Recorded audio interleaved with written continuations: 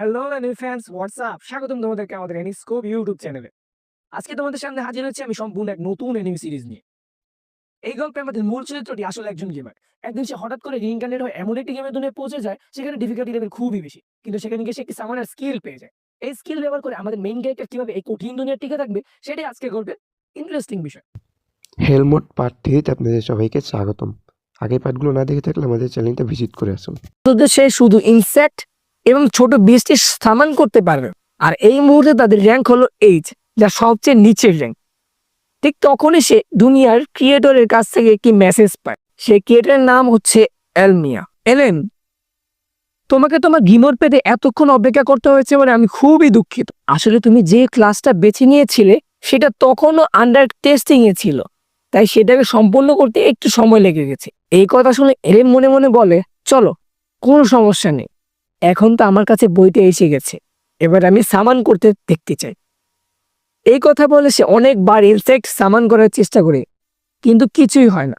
তখন সে আরো বেশি মনোযোগ দিয়ে বলে, এই দুনিয়ার তো কোনো টিউটোরিয়াল নেই, তাই আমাকে নিজেকেই বুঝে নিতে হবে জিনিসগুলো কিভাবে কাজ করে। সম্ভবত আগে আমাকে ক্রিয়েট স্কিল ব্যবহার করতে হবে।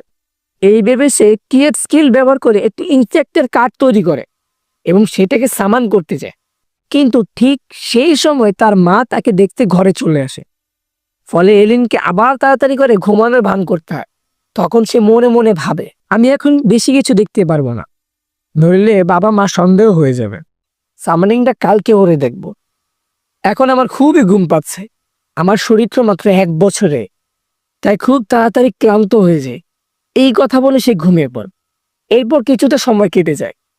এখন দেখা যায় এলেন একটু একটু করে হাঁটতে শিখে গেছে। একদিন তার মা তাকে শুইয়ে দিয়ে চলে যায়। এই সুযোগটা কাজে লাগিয়ে এলেন নিজে রিমোট ডেকে আনে এবং ইনসেক্টটাকে সামান করে ফেলে। যেই না সে এটা করে তখনই হঠাৎ করে চারদিক তীব্র আলো ছড়িয়ে পড়ে, আর সেই গ্রিমোর থেকে আচমকা একটি বিশাল আকারের ইনসেক্ট বেরিয়ে আসে, যেটা দেখতে একেবারে বড় সড়ো গ্রাসপারের মতো। আপনারা যদি গ্রাসপার কি তা না জানেন তাহলে আপনাদের সুবিধার্থে আমি বলে দিচ্ছি, গ্রাসপার অর্থ ফোরিং, আর আকারও বেশ বড়। এটা দেখে এলেন মনে মনে ভাবে, ও ওকে আমার কথা শুনবে।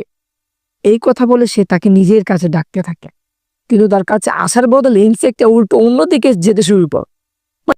এটা দেখে এলেন মনে মনে ভাবে, এ তো আমার কথা একদমই শুনছে না, এ কি বোকা একটা পোকা, আমি এটা কি সামারিং করলাম। তারপর সে ভাবে হয়তো ডিমোর এই বিষয়ে কিছু লেখা আছে। এরপর